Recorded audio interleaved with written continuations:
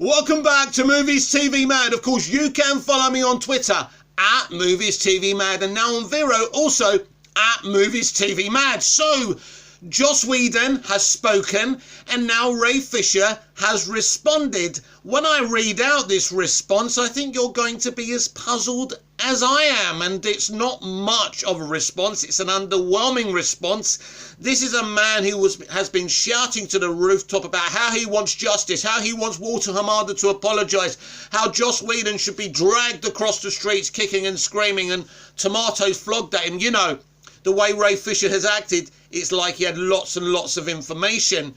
And I think this is the end of it, to be honest with you, because it seems like elements of what Whedon has said are actually honest and truthful. Why he's taken so long to respond, that's up to you to kind of make a decision on. But I don't think it's relevant, really, how long he took to respond, because at the end of the day, the guy was in such an impossible position. I'm not saying that he's a nice guy, that he couldn't acted towards his cast and crew a lot better, and there's accusations over at Buffy and things like that. I don't really want to get into the Buffy situation, but also after this video we'll get to some DC positivity, because the awesome Jenson Ackles, who was actually in season 4 of Smallville and of course was in Supernatural for so long, is in talks now with DC and WB to play a DC character, which is very exciting. Now, we don't know if he's part of the DCEU or Arrowverse. We'll have to wait and see. But there is a quote from him, which I'll read out after we speak about Ray Fisher's reaction to Joss Whedon. Right. So, Joss Whedon had nearly 2 years to get his story straight. He's likely spent tens, if not hundreds of thousands of dollars on PR, crisis management and coaching. And his response to the allegations is, they all misunderstood and all are out to get me. Also, my mom is sexy. I don't know if the mom is sexy bit is true, or it's Fisher trying to be, you know, sarcastic or whatever. But that's all he says. He doesn't have much of a response, does he? It's funny, the day before he responded again by saying he was too busy celebrating the birthday of Dr. Martin Luther King and didn't want to say anything. And this is what he's come up with. You would probably expect a lot more from a guy who hasn't stopped boring on about Walter Hamada and how WB are evil incarnate and blah, blah, blah. And is this how it ends? Is this how the Ray Fisher Justice League on-set controversy ends? With a whimper and not with a bang? Well, what did you expect? Did you trust Ray Fisher any more than you trusted Joss Whedon?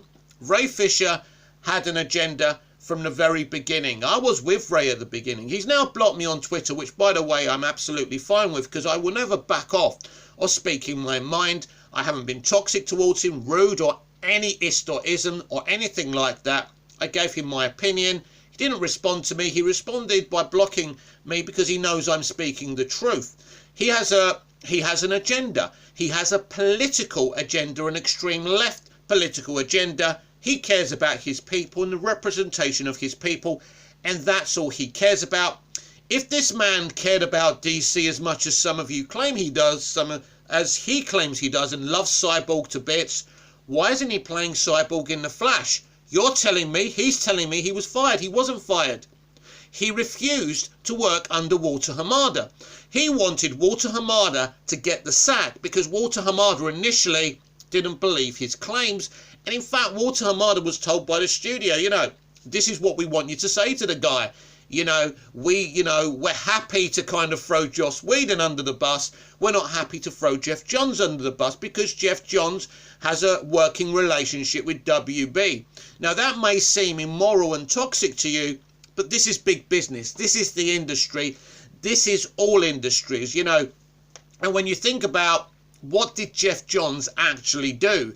Did he commit a crime? What did he do? You know, Ray Fisher has inferred racism, but there doesn't seem to be any evidence or any backup of racism here. And this reaction from Ray Fisher tells me everything I need to know about this situation, that he used us. He used the DCEU fans, the fans of Zack's movies. He's the reason Zack hasn't been able to restore the Snyderverse. He's the one who went directly in on them. Now, I know Zack had issues with them, even during the work he was doing to make, you know, the Snyder Cut ready and presentable to be released on HBO Max. And I know there were issues there. I know they released 8 minutes of the film, you know, by accident. And I know some toxic things were going on. I've never seen a studio and a director have this kind of war publicly, seeing a director and an actor like Whedon and Fisher having a public war. It's ridiculous. It's embarrassing. And you know what? We're done with it. It's finished. It's boring. We're talking about a nearly 5-year-old situation. As I said on today's DCEU Daily, I'm happy for the Snyder Cut. I want Zack to have his own place in the DC live action universe. I hope that can happen. But, as I said earlier today, what a great final word from Zack Snyder. The Snyder Cut is, it's a tremendous film. His other 2 DCEU movies are tremendous films. What he's doing on Netflix is exciting, and I can't wait to consume his sci-fi space drama he's doing as well. But at the end of the day, I think we're done here. This negativity is over. Ray Fisher is a false prophet. He's not the man you thought he was. And it's time, everyone, to move on. Now, I have a lot of time for Jenson Ackles ever since I saw him in Smallville Season 4. And in fact, if it wasn't for him being cast in Supernatural, he would have remained in Smallville for the remainder of its run. But Supernatural was a great show. He's been great. He's not only worked on Smallville, which was a DC property, of course. He's voiced Batman before and different DC animated characters as well. And he says to Michael Rosenbaum, ironically, who used to play Lex Luthor in Smallville in his podcast Inside of You, this is what he had to say. There is a DC property that I'm currently developing right now with Warner Brothers and some other good partners that I've got my fingers crossed for. But again, I'm not going to talk about it because I don't want to jinx it. So this is interesting. Of course, I was very excited to read this yesterday and find this out yesterday because, as I've already said, I've got a lot of time for Jenson Ackles. I think he's very good, and it would give me great pleasure for him to be working on something over at DC. What could it be? Probably unlikely that it's a movie because he doesn't fit into that pattern. His history doesn't work out for that pattern, but you never know, and I'd be fine with that. You're probably looking at a brand new series, which could be on the CW. Of course, he worked with the CW for many years, so that's a reality. That could be a brand new DC show. That would be awesome. More than likely, he's discussing something for HBO Max, so we'll see what they're actually working on. But I think that's a very, very exciting thing to look forward to because, as I keep on saying, the future of DC live action is very exciting.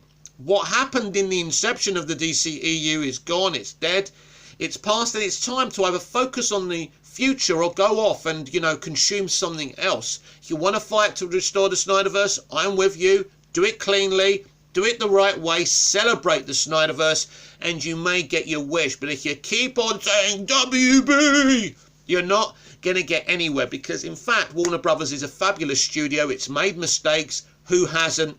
And, now DC Live Action is run by Walter Hamada, Ann Sarnoff and Jim Lee. And I think the plans for the future that they're making are very solid and very, very exciting. And I think if you're a hardcore DC fan, you're going to stay along for the ride.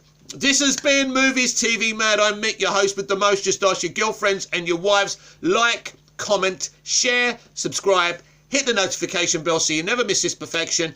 And I'll see you again in the next video. Until then, goodbye, au revoir, auf Wiedersehen.